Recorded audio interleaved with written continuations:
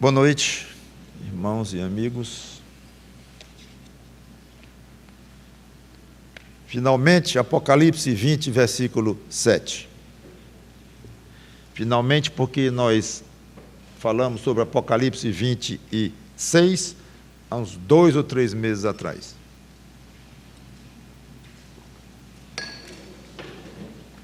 E estivemos esse tempo todo ocupados com 8 pregações sobre o milênio, até para tentar compensar a falta de informações sobre características do milênio, que Apocalipse não traz, além de 2 que eu já falei várias vezes, não preciso mais voltar. Então, Apocalipse capítulo 20, versículos 7 a 10, voltamos então ao nosso curso de exposição. Eu digo curso no sentido de uma estrada, de um caminho de exposição, um rumo. Quando, porém, se completarem os 1000 anos, Satanás será solto da sua prisão e sairá a seduzir as nações que há nos 4 cantos da terra, Gog e Magog, a fim de reuni-las para a peleja. O número dessas é como a areia do mar. Marcharam então pela superfície da terra e sitiaram o acampamento dos santos e a cidade querida. Desceu, porém, fogo do céu e os consumiu. O diabo sedutor deles foi lançado para dentro do lago de fogo e enxofre, onde já se encontram não só a besta, como também o falso profeta, e serão atormentados de dia e de noite pelos séculos dos séculos. Vamos orar. Santo Deus, nosso bom Pai, obrigado pela Tua palavra aberta, lida, assuntos tão complicados para a nossa pequena cabeça, mas o Teu Espírito Santo habita em nós e nos ensina o que convém a Ele nos ensinar. Então, dá-nos sabedoria para expor o que pretendemos hoje, e sabedoria ao que fala e ao que ouve. Em nome do Senhor Jesus Cristo, te pedimos e agradecemos. Amém. Então, no versículo 6, nós vimos Satanás sendo preso. Quando diz aqui, aliás, não no versículo 6, no versículo 2, ele segurou o dragão, a antiga serpente, que é o diabo, Satanás, e o prendeu por 1000 anos.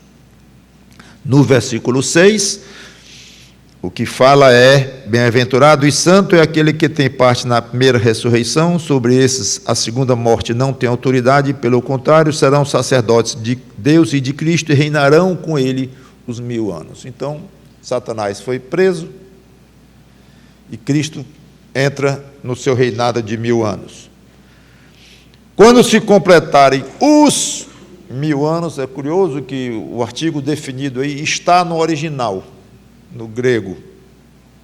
É interessante isso. Não é um período indefinido, como se fosse 1000 anos, entre outros períodos, ou figurativo, ou como lá em 2 Pedro 3:8, para o Senhor um dia é como 1000 anos, uma expressão tanto quanto vaga, apenas para dar uma ideia de um larguíssimo tempo, em contraste com um pequeno tempo de um dia, mas aqui os 1000 anos, o tal período dos 1000 anos, de que, como se João estivesse dizendo, eu já falei, lá no versículo 2, no versículo 6, os tais 1000 anos.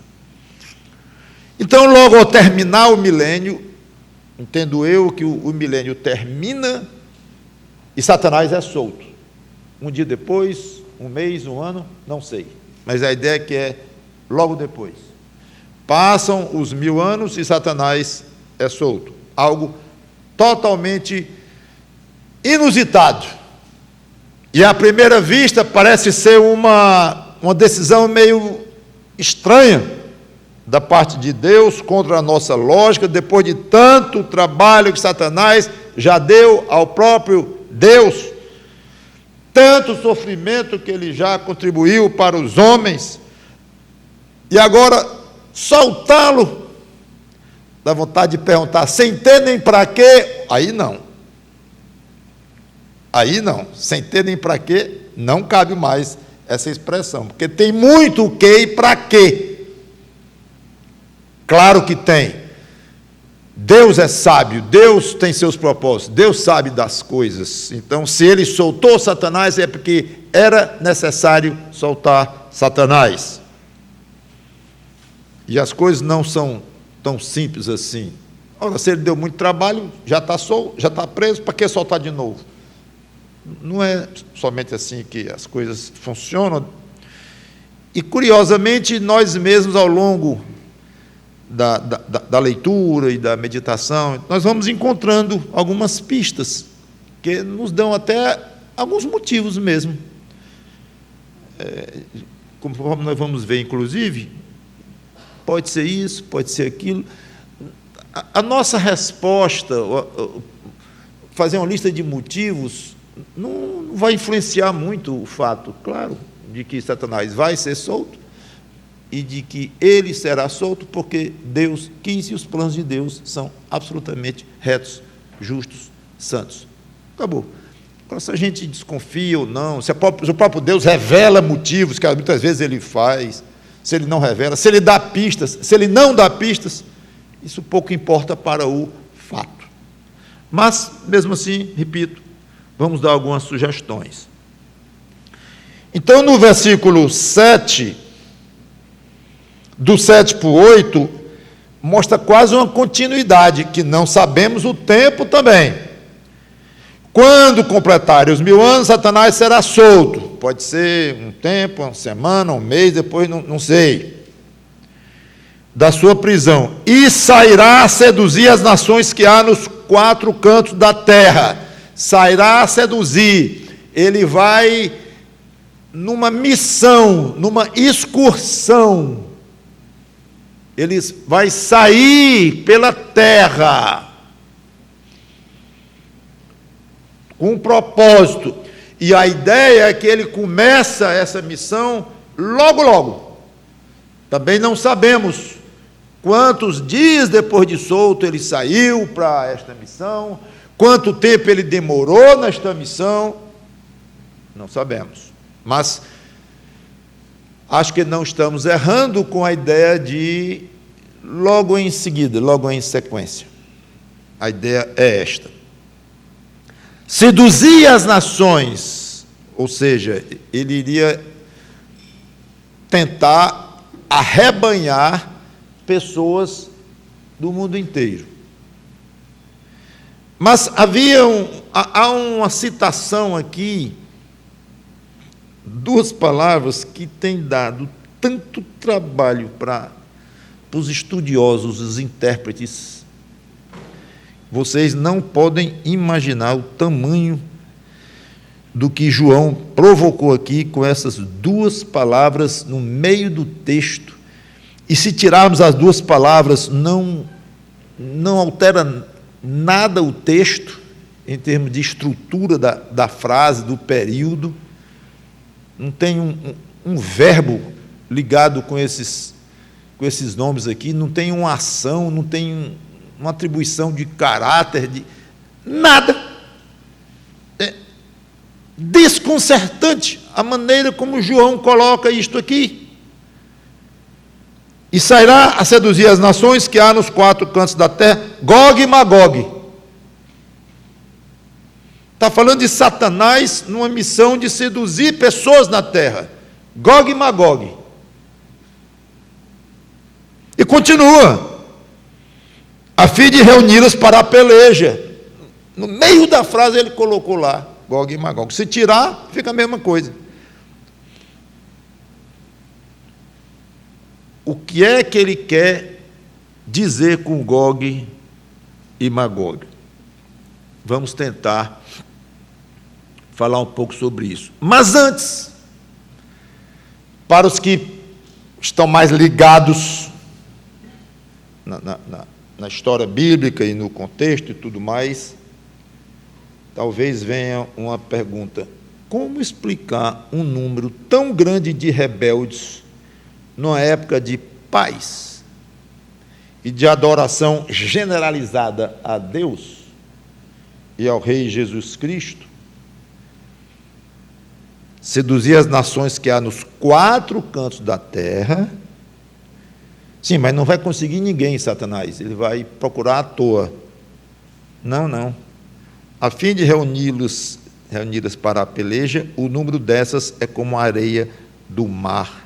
É muito grande o número de pessoas que Satanás vai encontrar prontas para serem colhidas pela sua conversa mentirosa e revoltada contra Satanás. E curioso que 1000 anos não adiantou coisa nenhuma para o diabo,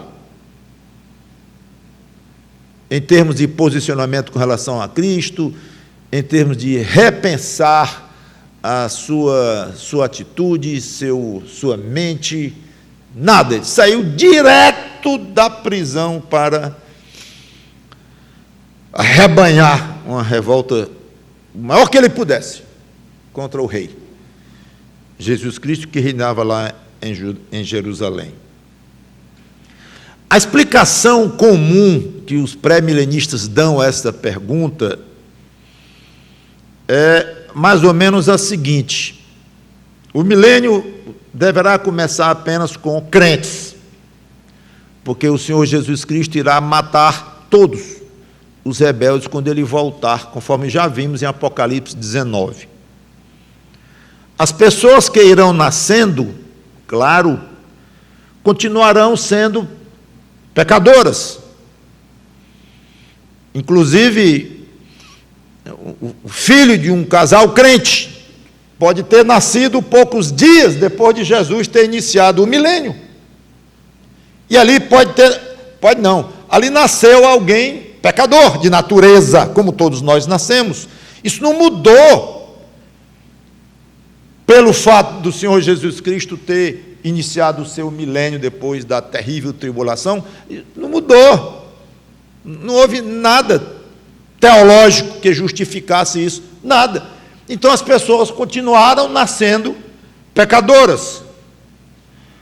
Mas entendemos, tudo indica, que a grande maioria irá se converter a Cristo, sem dúvida, caracterizando de fato um mundo de paz, abundância, quietude, proteção, uma natureza totalmente equilibrada e em harmonia, e uma adoração generalizada ao Rei Jesus Cristo. Povos gentios indo para Jerusalém, como já pregamos e falamos disso tudo várias vezes.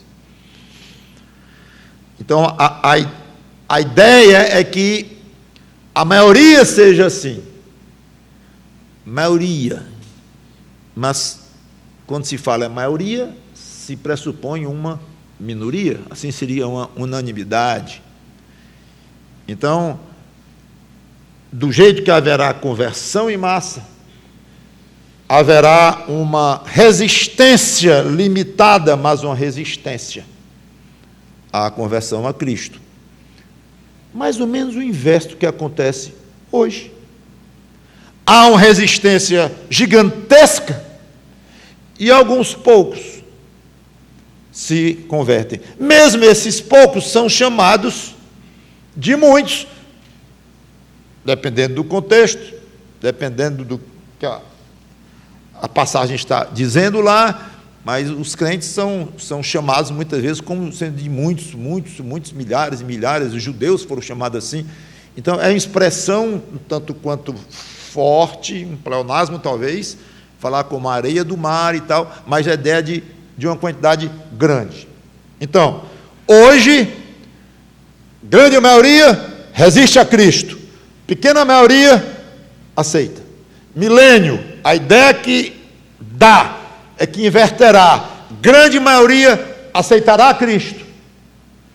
Pequena minoria rejeitará, mas rejeitará. E o tempo vai avançando. E há sugestões nas Escrituras de que já falei isso sobre o milênio, de que não haverá guerra, haverá paz. Jesus Cristo vai reger as nações com uma vara de veludo, né? Não é assim, não? Por que vara de ferro? Porque vai dar trabalho. Porque vai haver algumas reações. Vai haver algumas revoltas contra Cristo. No começo, muito pouco. Mas a ideia que dá é que isso irá aumentando. E é mais do que uma ideia, porque sabemos que no começo, Cristo iniciará o seu milênio sem nenhum rebelde a ele aqui na terra. No final, 1000 anos depois, Satanás vai encontrar um mundo de gente, muita gente, espalhada pelo mundo inteiro, pronta para uma revolta contra Cristo. Então é lógico que nesses 1000 anos houve um crescimento muito grande. Também já é uma certa suposição, coisa desse tipo,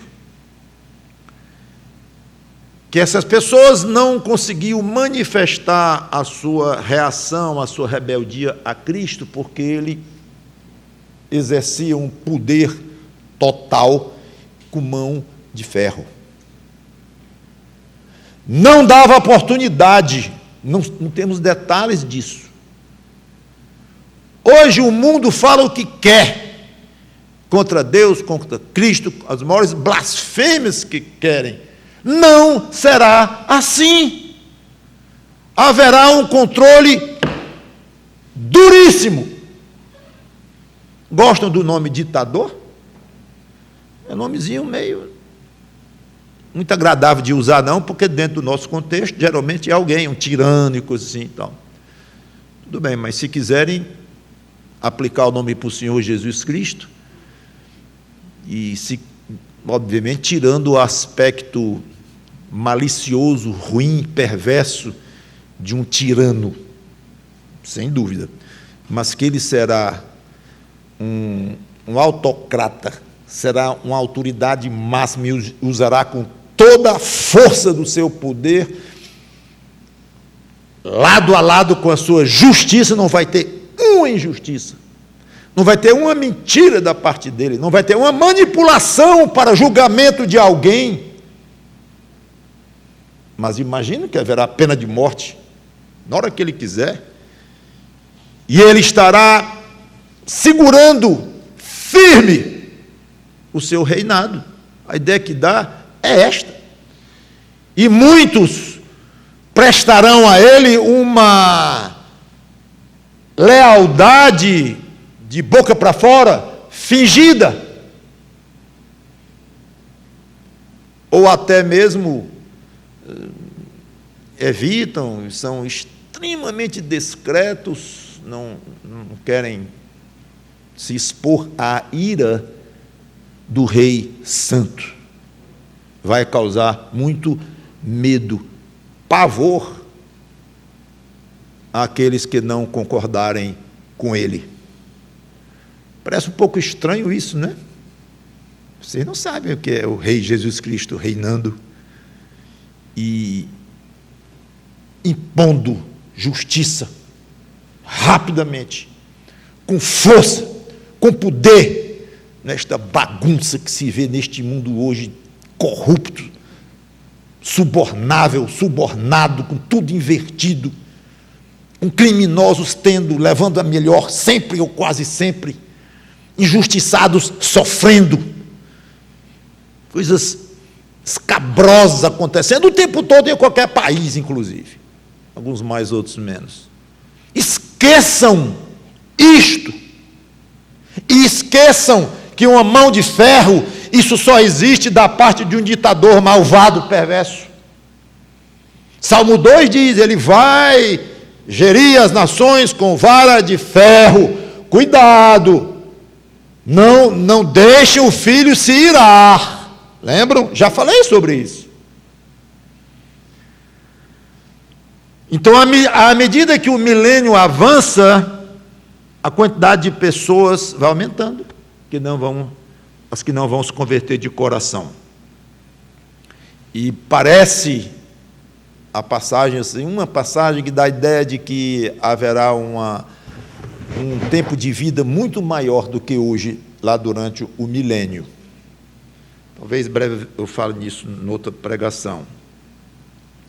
Seja como for, parece que tudo indica que havia um potencial ali, quieto e duramente sustado pela mão de Cristo, mas pronto para qualquer faísca pegar fogo contra Cristo. Curioso, Satanás preso. Então, nós não sabemos o que é a vida com Satanás preso.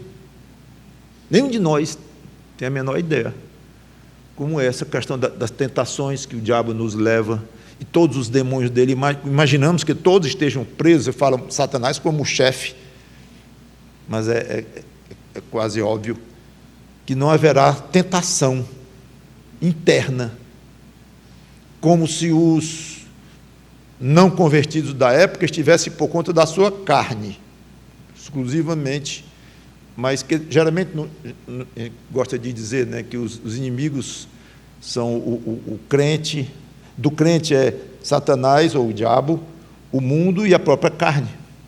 Satanás estará preso. Olha só, sumiu.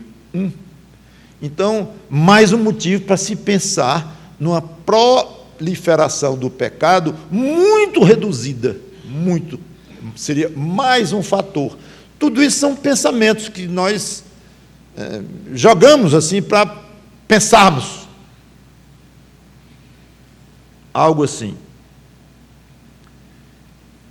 Se assim foi, chegou o dia que Jesus Cristo deixou cada um expressar o que bem queria. Estava na hora de testar. Solta Satanás. Ordem dele, claro. Poder dele, decisão dele. Solta Satanás. Resultado, tudo indica como se fosse o rompimento de uma barragem que estava para explodir. E uma revolta imensa, e como eu disse, parece que numa certa rapidez, contra o rei, contra o Senhor Jesus Cristo. E fica claro pela última vez que o coração do homem é hostil a Deus.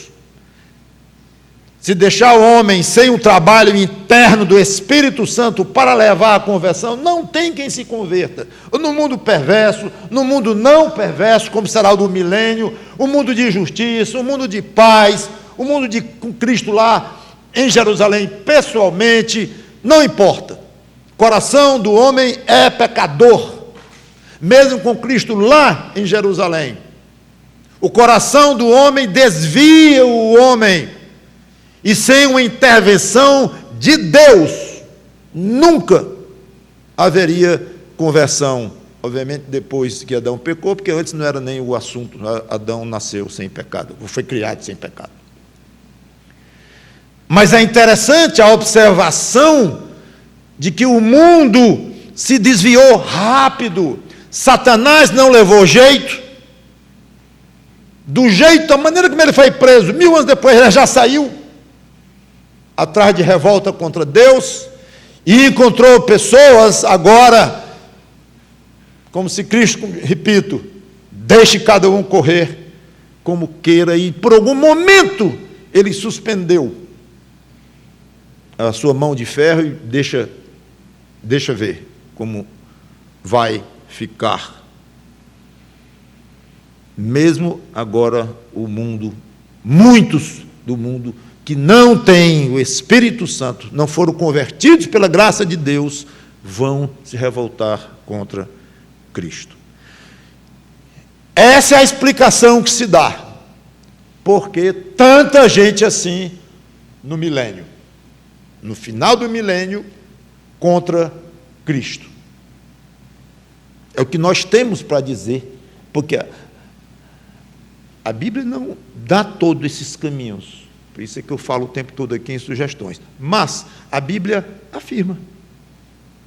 Todas essas características espetaculares sobre o milênio, como eu já falei em 8 pregações, a Bíblia afirma que Satanás estará preso 1000 anos, afirma que ele vai ser solto, e afirma que ele vai atrás de uma revolta, vai chamar gente de todo canto, e vai encontrar.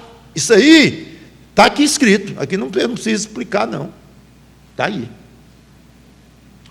Ou seja, a explicação é um extra, e cada um aceita como quiser, porque são apenas ideias e sugestões, mas não confundam o que é ideia e sugestão e o que é fato. Aí vem João, e no meio da frase, coloca esse Gog e Magog. Só há uma outra passagem na Bíblia em que esses nomes aparecem. Uma. O nome Magog, ele está lá em Gênesis, lá como um descendente de alguém lá, mas sem maior qualificação. Mas aqui, Gog e Magog juntos, e como hostis a Deus, eles só aparecem em 2 passagens na Bíblia inteira. E é interessante como, coitados de nós, né? Estudiosos das Escrituras, e queremos explicar as coisas, e queremos entender, e fazer sentido. Aí você lê páginas e páginas e páginas sobre Gog e Magog, e a gente olha assim, onde é que ele tirou isso? Não é da Bíblia. E muito que eu vou dizer aqui, talvez você pense a mesma coisa, mas eu vou tentar deixar muito claro o seguinte: é uma questão dificílima, debatida até entre pré-milenistas que defendem o milênio do Senhor Jesus Cristo pessoalmente na terra, em Israel, tudo isso que a gente tem falado. Até entre os pré-milenistas há grande e intensa discussão sobre quem é Gog e Magog. Até hoje não tem solução, e não pensem que sou eu que vai dar. Cada um dos pontos de vista, pelo menos uns 3 ou 4, tem dificuldades. E cada um tem perguntas não totalmente respondidas. Claro, porque se tivesse não tinha discussão. Alguns acham que se refere a uma batalha, aliás, a maioria acha, que se refere a uma batalha no tempo da tribulação. Lá em Ezequiel 38 e 39. Mesmo entre esses, há uma discussão, eles não concordam qual é o período. Se esta batalha de que fala lá Ezequiel 38 e 39, pena que eu estou falando uma coisa que vocês não conhecem bem ou não estão lembrados, e como é que eu vou ler 2 capítulos inteiros? 38, um capítulo grande, 39 também. Está lá em detalhes, e eu vou tentar ler algumas passagens de Ezequiel 38 e 39, dentro da minha maneira de ver, sem muita convicção, minha tendência é o seguinte: alguns acham que vai ser antes da tribulação esta luta que Ezequiel fala, essa guerra de Gog e Magog. Outros acham que não é antes da tribulação, é ao longo da tribulação. Outros acham que é ao longo da tribulação, mas já no finzinho. Tanto que entra milênio adentro. Um resultado, uma consequência desta guerra que vai durar 7 anos, essa consequência, madeira queimando e tal, as armas queimando. Então, mesmo esses que acham que essa passagem de Ezequiel se aplicam para antes do milênio ou no tempo da tribulação, eles não sabem exatamente onde seria, eles sugerem. Tem alguns que chegam a dizer, Gog é o anticristo. Aí o outro diz, negativo, não tem o menor sentido Gog ser o anticristo. Aí juntam com Daniel, passagens de Daniel, e fica tudo muito complicado. Alguns, minoria, dos que eu tenho pesquisado, acham que sim, aí antes disso, aqueles que acham que Gog e Magog, lá de Ezequiel, já guerrearam no tempo da tribulação, aí leem Apocalipse, no fim do milênio, Gog e Magog. Mas um momento, vocês não já disseram que Gog e Magog já era, já foi, já passou o tempo deles, 1000 anos atrás eles já se revoltaram, já foram destruídos por Deus, acabou, e agora vem de novo. Aí, coitados, não gastam uma linha para explicar. Não, mas aí deve ser só figurativo, e só memória, e tá, não sabe de jeito nenhum, não adianta, não tem explicação. Eu não estou criticando, porque a situação é difícil. E tem passagens em Ezequiel 38 e 39 que parece mesmo que está se referindo a um período que se encaixa melhor no período da tribulação do que no período pós-milênio. Eu concordo, reconheço. Porém, o que fazer com Gog e Magog no fim do milênio? Então vem uns que dizem assim, quer saber de uma coisa? O que faz mais sentido é que esse Gog e Magog, lá de Ezequiel 38 e 39, são esses mesmos do final do milênio. Não tem nada a ver com a época da tribulação, esse Gog e Magog. Armagedon, então não tem nada a ver com eles. Tanto que eu nem falei neles ao longo das minhas passagens, nas pregações sobre Armagedon e tal. Irmãos, eu me incluo aqui, não dogmatizo, não discuto, e eu vou considerar esta posição aqui. Para mim é que faz mais sentido, também cheias de dúvidas e de não respostas, mas é que faz mais sentido. Então eu quero comentar com vocês o restante de Apocalipse 20,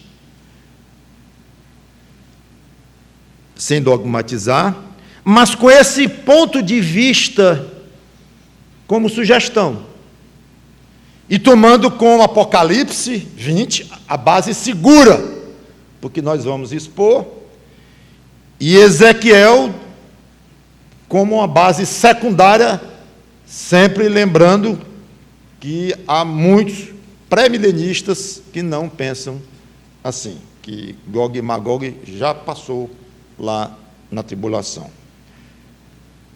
Eu quero falar primeiramente dos agentes causadores desta guerra, no final do milênio. Que vai ter essa guerra? Vai. Seja lá quem for Gog e Magog, vai ter esta guerra. Não tem jeito. E isso é que é o mais importante, que eu quero deixar com vocês, essa parte fixa na sua mente e no seu coração. Primeiro, os agentes causadores desta guerra. Quem vai causar esta guerra? Primeiro, o próprio Deus. Apocalipse 20, versículo 7, terreno seguro, Satanás será solto. Ah, será solto. Fugiu Satanás? Não. Escapou, subornou o guarda, fez um túnel. Pode abrir os portões que estão prendendo Satanás. Ordem do chefe, ordem do rei. divino, ordem de Deus. Solta! Para fazer o que ele vai fazer. Causador, Deus, na sua soberania. Então, isso ninguém discute, ele foi solto por Deus. Interessante. Agora, de uma maneira secundária, e eu quero mostrar como coincide bem com algumas partes de Ezequiel, então nós vamos a Ezequiel 38, versículo 4.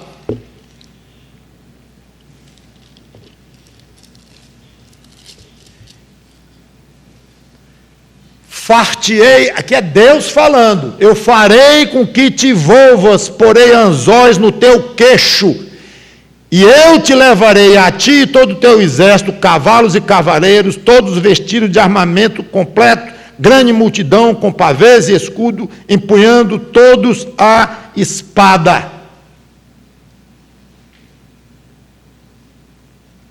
Versículo 16. E subirás contra o meu povo de Israel como nuvem para cobrir a terra. Nos últimos dias eu hei de trazer-te contra a minha terra, para que as nações me conheçam a mim, quando eu tiver vindicado a minha santidade em ti, ó Gog, perante elas. 39, versículo 2. Far-te-ei que te volvas e te conduzirei. Far-te-ei subir dos lados do norte e te trarei aos montes de Israel. Combina perfeitamente com a ideia de que foi uma ação de Deus. Não elimina o fato de que pode ter sido uma ação de Deus também, se for no tempo da tribulação, mas cai bem também com a ideia de ser no final do milênio. Propósitos de Deus: ser conhecido entre as nações, mostrar a sua grandeza e vindicar a santidade dele. Esse ser conhecido não quer dizer, mas Jesus não já era muito conhecido, já não era o rei mundial e tudo, mas aqui é uma forma de dizer, eles vão me ver agindo, como nunca viram, ao longo de 1000 anos, paz total, Israel desarmado inclusive, não tinha armas. Eles vão ver Deus agindo como nunca viram, uma novidade para aquela geração que estará viva no final do milênio. Vindicar a santidade dele, versículo 16 de Ezequiel 38. Eu hei de trazer-te, olha já li, quando eu tiver vindicado a minha santidade. E em algumas outras passagens ainda ao longo de 38 e 39 de Ezequiel. Parece que a ideia é que no final do milênio, Deus quis mostrar como o coração do homem sem Cristo se volta contra ele, Deus, que Deus é muito poderoso, somente pela graça dele pode haver mudança interna, conversão, vida eterna, e ao fazer isso ele vai vindicar, mostrar a sua santidade. Vou combater Satanás e aqueles que rejeitaram o meu filho, o Deus, o Rei Supremo em Israel. Tem algum sentido. Segundo causador desta guerra, óbvio, Satanás. Versículos 27 e 8, já li. Satanás vai ser solto e vai reunir um grupo enorme contra Cristo. Ele vai causar esta guerra. Pastor, o senhor vai ter que se decidir. Ou é Deus, ou é Satanás. Eu tenho uma brincadeira com minhas netas, comecei com a Marcela. Oi, bonita, feia. Aí eu disse, vovô, tu tem que te decidir. Ou eu sou bonita, ou eu sou feia. Eu digo, pois eu fico com bonita. Ah, ela gosta. Tem que se decidir. Então, pastor, o senhor vai se decidir. Ou é Deus, ou é Satanás? Não, você que vai se decidir. Quando é que você vai estudar a Bíblia melhor para entender isso? Porque você ainda não entendeu que essas duas coisas ocorrem concomitantemente. Jó Foi Jó que causou tudo aquilo, foi Deus que causou tudo aquilo em Jó, ou foi Satanás? Deus teve a sua participação soberana, e acima de tudo, e Satanás teve a sua participação também com a permissão de Deus, e vai dar contas. Então é claro, uma coisa não é contra a outra, e Satanás é um ser racionalmente responsável, e vai dar contas, por insuflar e liderar essa revolta gigantesca, ele vai dar contas disso tudo. Mas foi ele que causou. O fato de ter sido permitido por Deus, ou da vontade de Deus, ou dos planos de Deus, não anula a responsabilidade de Satanás. Propósito implícito, não está escrito aqui nem em Apocalipse, nem em Ezequiel. Mas está implícito, obviamente, lutar contra Deus. É isso, claro. Lutar contra Deus, contra Cristo e contra tudo que Deus tem interesse. E é impressionante a obstinação e a teimosia deste ser maligno. Terceiro causador, ou agente causador desta guerra: os inimigos humanos. Lá em Apocalipse 20, versículo 8, já lemos Magog, Magog e uma multidão pertencente às nações do mundo. Muito bem. Em Ezequiel 38, versículo 2 em diante, diz: Filho do homem, volve o rosto contra Gog, da terra de Magog, príncipe de Ros, de Meseque e Tubal, profetiza contra ele. E diz: assim diz o Senhor Deus, eis que eu sou contra ti, ó Gog, príncipe de Ros, de Meseque e Tubal, far-te-ei que te voas, porei anzóis no teu queixo, e te levarei a ti e todo o teu exército, cavalos e cavaleiros, todos os vestidos de armamento completo, grande multidão. Já li isso aqui. Aí, versículo 5: persas e etíopes e Puti, com eles, todos com escudo e capacete, Gomer e todas as tuas tropas, a casa de Togarma, do lado do norte, todas as suas tropas, muitos povos contigo. É curioso que vários nomes que ele diz aqui, hoje, estão em países conhecidos. Aliás, o próprio Gog e Magog, eles não são identificados. Eles tentam de toda maneira encontrar, e alguns colocam como sendo a Rússia, esse Ros, príncipe de Ros é a Rússia, mas não sabem, a discussão é muito grande entre os entendidos, de história profunda mesmo, e não sabem.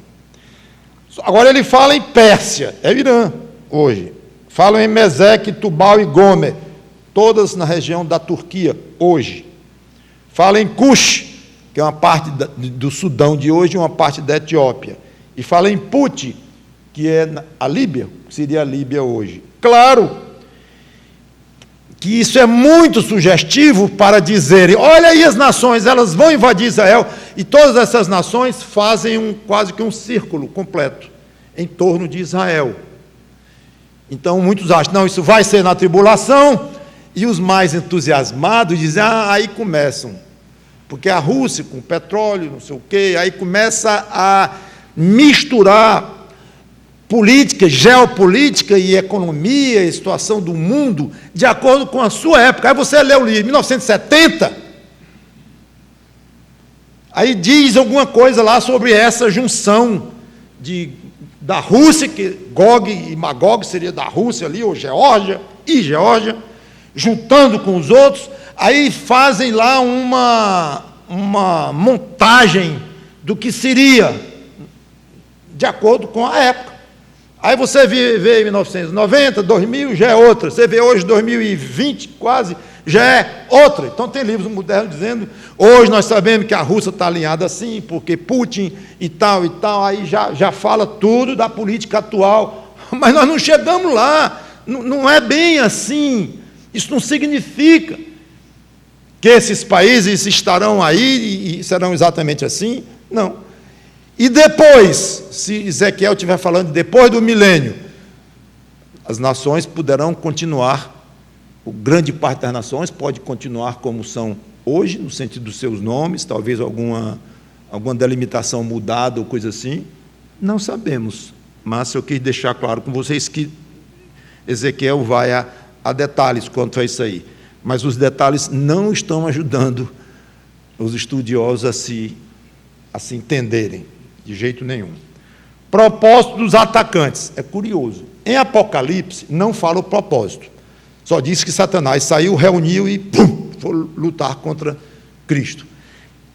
Ezequiel fala. Então, se ele estiver falando, se referindo ao fim do milênio, vocês vão achar interessante. O propósito, uma novidade muito grande na raça humana pecadora. Assim diz o Senhor Deus: naquele dia terás imaginações no teu coração e conceberás mau desígnio, possivelmente no final do milênio, e dirás: subirei contra a terra das aldeias sem muros, Jerusalém desprotegida, virei contra os que estão em repouso, que vivem seguros, segurança em Israel, como o milênio será, que habitam todos sem muros e não têm ferrolhos nas portas. Ideia de segurança. Muitas vezes Ezequiel fala ideia de segurança, que o milênio fala muito, vocês viram, sobre segurança durante o milênio em Israel. Quando é que tinha segurança em Israel? Durante a tribulação. E alguns querem dizer, não, Israel está seguro hoje não tem ninguém falando em invadir Israel. Israel seguro hoje. Entrega algumas coisinhas que estão faltando para a bomba do Irã, para você ver a segurança de Israel hoje. Israel seguro hoje. Eu não entendo. Mas a ideia de segurança combina perfeitamente com o milênio. E isso é porque estou falando sem convicção, imagine. Sim, mas o que vocês querem mesmo com Israel? O que esse povo quer com Israel? Isso a fim de tomares o despojo, arrebatares a presa e levantares a mão contra as terras desertas que se acham habitadas, e contra o povo que se congregou dentre as nações, olha só, o qual tem gado e bens, e habita no meio da terra. Sabá e Dedã, os mercadores de Tarso, e todos os governadores rapaces te dirão: vens tu para roubar, para tomar o despojo, ajuntaste o teu bando para arrebatar a presa, para levar a prata e o ouro, para tomar o gado e as possessões, para saquear grandes despojos, roubar.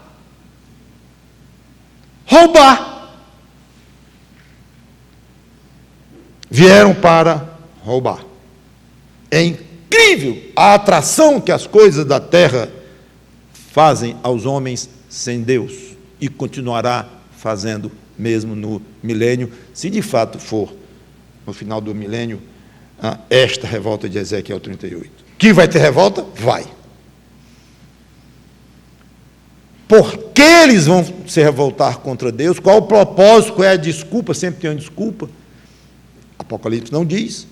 Ezequiel sugere que seja para roubar, porque será uma nação riquíssima. Lembram dizer nas pregações do milênio que Israel será uma nação riquíssima, que os que exploraram Israel vão devolver para Israel, vai sobrar dinheiro em Israel.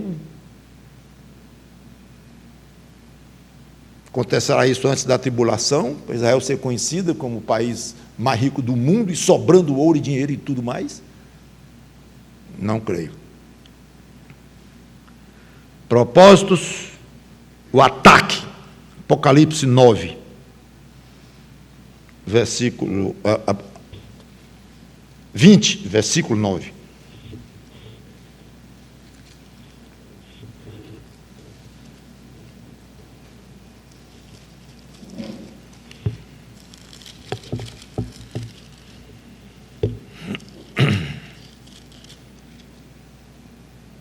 Marcharam então pela superfície da terra e sitiaram o acampamento dos santos e a cidade querida. Desceu, porém, fogo do céu e os consumiu. Então, primeira parte, marcharam pela superfície da terra e sitiaram o acampamento dos santos e a cidade querida. Obviamente falando de Israel, o Jerusalém, no caso da cidade querida. É o que fala aqui Apocalipse. Ezequiel, eu já li, inclusive não vou ler mais, se refere a Israel como sendo a terra que se recuperou da espada, a terra que se congregou dentre as nações, colando muito bem com a ideia de que o povo estava ali junto, reunido, em segurança, não tinha mais nem ferrolho nas portas. Eu não sei se os judeus hoje têm ferrolho nas portas, devem ter 3 em cada porta.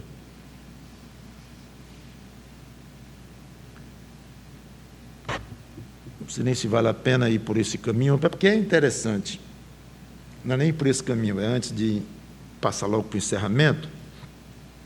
É o seguinte, conforme Ezequiel, os meios da batalha desta guerra serão primitivos. Não sei se vocês notaram. Cavalos, armaduras, espadas, lanças e muita madeira, que vai queimar, inclusive, durante 7 meses e tal. Aliás, 7 anos. E fica esquisito. Na época de hoje, brigar com cavalo, com armadura, então. Mas é bom pensar no tamanho dos cataclismos que acontecerão na Terra durante a tribulação, o que deve afetar profundamente a produção de petróleo, de minérios que fazem parte do armamento das nações. E eu quero citar aqui, é interessante que vale a pena um estudioso chamado William Strauss, num artigo Gog, Magog e o Milênio, que eu traduzi.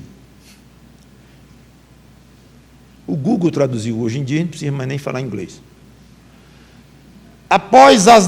Abro aspas, após as devastadoras mudanças na terra e as guerras que ocorrerão durante a tribulação, é muito provável que nossa era tecnológica, como ela existe hoje, será levada a pelo menos provisoriamente a paralisação. Lembro uma famosa citação de Albert Einstein: não sei com que armas a terceira guerra mundial será travada, mas a quarta guerra mundial será travada com paus e pedras. Curioso. Einstein. A terceira guerra mundial, que é a próxima, quando acontecer, ele não sabia com que armas seriam travadas, de tão futurísticas que seriam na época dele, e até para nós são incompreensíveis, tudo que é usado, juntando com tecnologia, com internet, com tudo mais. Então são armas extremamente potentes, capazes e precisas, não se tem dúvida. Mas exatamente por ser assim, o estrago deverá ser tão grande, tão forte, tão pesado, que vai destruir tudo. Isso só do ponto de vista de Einstein, olhando para a guerra, para o estrago da própria guerra de homem contra homem. Mas quando vemos o que aconteceu com os selos, com as trombetas, com aqueles ais que nós vimos todos em Apocalipse, a dimensão daquilo é maior do que a gente pode imaginar. Então é quase óbvio que vai alterar muito, muito tudo o que há na Terra. Fábricas inteiras serão destruídas, e tecnologias e tudo mais, sendo razoável pensar que Jesus Cristo vai preferir reinar num mundo sem grande tecnologia humana. Tem sentido se falar em tecnologia na presença do próprio Jesus Cristo? É até ridícula essa conversa. Continua o artigo. Considere apenas nossa dependência de óleo, ou petróleo. É o sangue da vida da era tecnológica. óleo e outros hidrocarbonetos extraídos de dentro da terra são que permitem às nações modernas fazer guerra. Tire o petróleo. E a maioria das fábricas, cidades e máquinas simplesmente deixam de funcionar como antes. Os terremotos e as guerras da tribulação certamente devastarão a produção, refinamento e distribuição de petróleo. Isso forçará os sobreviventes a usar de novo um meio de transporte mais equestre. Fábricas, faculdades e instituições de guerra não existirão mais. Não haverá tanques, porta-aviões, mísseis ou outros armamentos modernos. Você pode imaginar viver sem iPhones, Facebook ou mensagens de texto? De fato, durante o milênio, as nações gentias sobreviventes não acessarão a internet para aprender sobre os caminhos de Jeová. Terão que ir até Jerusalém. Fecha aspas. Muito interessante, sugestivo, não está na Bíblia isso aqui, não brigo por isto, mas fica a ideia para você enlarguecer sua mente quanto a essas coisas, estudar, examinar, porque faz algum sentido, na minha mente faz. Responde a todas as perguntas, repito, claro que não. Seja como for, e a parte de Ezequiel, o certo é que Jerusalém vivia 1000 anos tranquila, em segurança, desarmada, e de repente, por uma decisão do rei, ela se vê sitiada e em risco de ser atacada e destruída. Isso é fato. Está lá em Apocalipse 20. Não dependemos aqui, para afirmar isso, não dependemos de Ezequiel. E não foi fácil para mim separar o Apocalipse, Ezequiel, que eu poderia juntar com outro, mas sempre sem prejudicar a exposição em que nós pisamos firmes, que é Apocalipse 20. Ezequiel não é tão firme porque não sabemos quando acontece, se aconteceu já isso. Quer dizer, quando acontecerá? Se na tribulação ou se depois do milênio? Fica essa interrogação, então a gente fica um pouquinho mais hesitante, lógico, com responsabilidade que nós temos de expor a palavra de Deus, ficamos com mais hesitação de jogar peso em cima de uma passagem tão discutida, como os 2 capítulos de Ezequiel. Seja como for, estamos em Apocalipse e com Jerusalém nesta situação. Tudo indica, a ideia que dá, não explica isso, mas que o Rei Jesus Cristo, nesses momentos finais, eu já comentei isso, suspenderá a mão de ferro e permitirá então que esses inimigos dele, contidos até então, que cheguem ao ponto da revolta, e virá o golpe final e fatal do grande Messias. Apocalipse 9, 29, segunda parte. Desceu, porém, fogo do céu e os consumiu. Eu não vou mais usar Ezequiel, porque o tempo já está esgotando, mas ele fala em detalhes sobre as consequências desta guerra e o tamanho do desastre que virá sobre Gog e Magog e os seus aliados. E como não estamos dependendo dele para aplicar Apocalipse, vamos deixar de lado e ficar em Apocalipse mesmo. Já é suficiente para dizermos que é desconcertante a descrição da batalha por João. Lembram que foi a mesma coisa em Armagedon. Falou, armou-se contra Cristo que estava voltando e foi juntando ali o exército contra Cristo que estava chegando. Lá vem ele, Apocalipse 19, e vem com o exército também, e agora vai ser uma batalha grande. Acabou. Jesus Cristo venceu rapidamente. Mesma coisa aqui. A rigor, não há nem descrição de como foi a batalha, porque Israel nem se envolveu na guerra, nesta guerra aqui. Deus lutou só. Encerrou a guerra. Pronto. se foi com armas atômicas, que eu creio que não serão, mas em 1000 anos Cristo pode permitir que sejam construídas bomba atômica. Eu acho tão estranho imaginar Cristo construindo bomba atômica. Ele é o rei supremo, total. Ele pensa e explode alguma coisa do outro lado do mundo. Há uma revolta contra ele lá na China. Pode determinar para os seus soldados lá, ou para nós resolvermos a situação, nós crentes, reinando com ele. Eu não sei. Ele pode pensar em eliminar, matar 115 pessoas numa reunião contra ele. Morreu todos, não sabe como, desabou o teto, explodiu.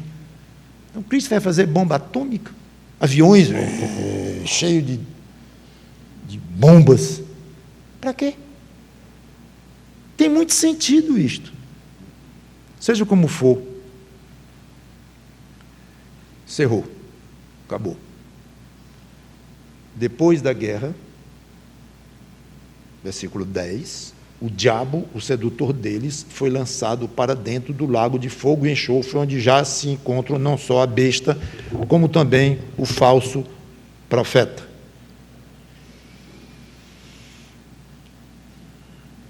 Irmãos, também é muito interessante essa descrição do pós-guerra lá em Ezequiel.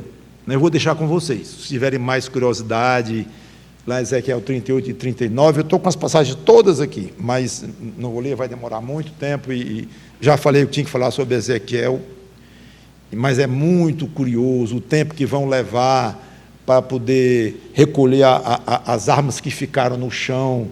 7 meses eles vão ficar juntando lá, aí depois vai sair, depois de 7 meses, vai sair um pessoal para marcar cada ponto em que houver um pedacinho de osso de um dos soldados que ficaram. Aí vai passar muito tempo fazendo aquilo, e as armas vão passar 7 anos queimando. É muito interessante. Agora, os exercícios dos queridos irmãos que querem colocar isso durante a tribulação para encontrar 7 anos aí é fogo, porque eles não querem abrir mão da literalidade, que eu acho que estão muito certos, mas 7 anos já é o período da própria tribulação inteira, e complica, mas é muito difícil. Seja como for, é gostoso nós vermos que, mesmo deixando Ezequiel, Apocalipse está dando conta do recado, mesmo sem grandes informações. Cristo veio e destruiu tudo. Agora, o resultado depois da guerra e tal, é só o que ele quer dizer aqui.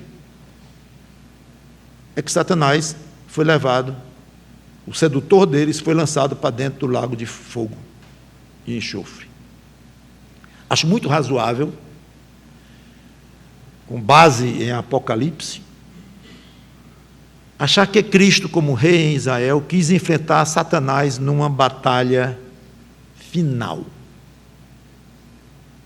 em que ele, Satanás, pessoalmente havia juntado um exército que ele próprio liderou.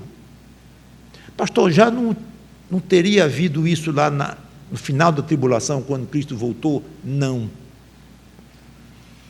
Lá era o anticristo que estava à frente. Claro, tudo tomado, liderado e tudo influenciado por Satanás, mas em bastidores, o que chama a atenção ali é o anticristo e os seus aliados contra o Senhor Jesus Cristo, voltando, que ainda não tinha nem começado o seu reinado e tudo, agora que são pensamentos meus.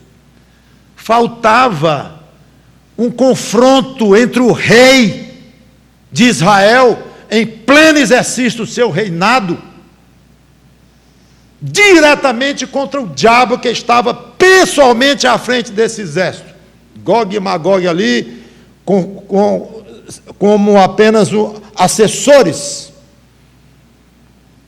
porque em Apocalipse diz, o diabo é que juntou, ele é que seduziu, está escrito aqui, de novo, por João.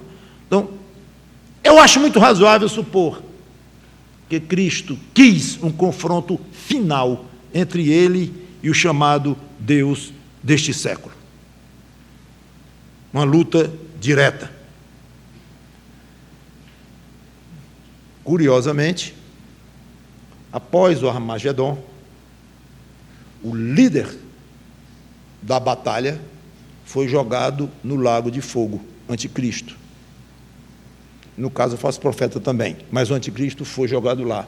Satanás, por que não foi jogado no lago de fogo? Acho razoável supor.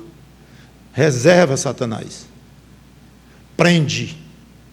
Eu tenho um encontro de contas com ele. Não joga no lago de fogo ainda não. Já estava lá o anticristo. Logo depois de uma batalha que ele, anticristo, liderou. Embora, claro, com o poder por trás de Satanás. Mas agora o próprio Satanás é solto e resolve ele mesmo partir em busca de pessoas para essa revolta. Cristo o enfrenta, o destrói. Agora você vai para o mesmo lugar para onde o anticristo foi depois que foi derrotado por mim.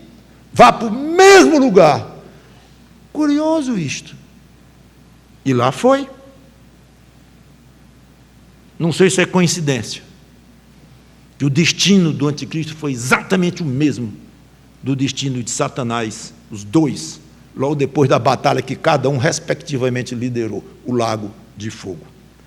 E o que vai acontecer com Satanás? O anticristo que já estava lá, o falso profeta que já estava lá no lago de fogo, e por quanto tempo vão ficar lá? Próxima semana, se Deus quiser, nós veremos então esta segunda parte do versículo 10. Eu vou expandir um pouco para falar do inferno, do lago de fogo eterno. Que Deus nos abençoe com essas considerações e a certeza de que Satanás será pessoalmente derrotado pelo Rei Jesus Cristo no final do milênio. Talvez tenha agora poucas pessoas perguntando por que Jesus Cristo soltou Satanás no final do milênio. Não tem lógica nenhuma. Será? Eu acho que dei alguns motivos para acharmos que tem muita lógica. E mesmo que não desse, teria muita lógica, do mesmo jeito, a lógica dele. Vamos orar. Obrigado, Senhor Deus, pela Tua palavra, que o Teu Espírito Santo nos ajude a entender estas coisas e, de alguma maneira, aplicar no nosso dia a dia essas verdades eternas e que entram na nossa terra, na nossa vida, no dia a dia. Não são só coisas teóricas, porque Satanás não é teórico nas nossas vidas. Aqui está um elemento, alguém altamente maligno, perigoso, que está hoje solto, procurando alguém para devorar, como um leão que roda. Então, não tem nada de teórico isso aqui, de vago. E será um prazer ver esse inimigo preso, 1 ano, 1000 anos, aliás, e depois solto, e depois derrotado de uma vez por todas, pelo nosso querido Rei e Salvador Jesus Cristo. Em nome dele que nós te adoramos. Amém.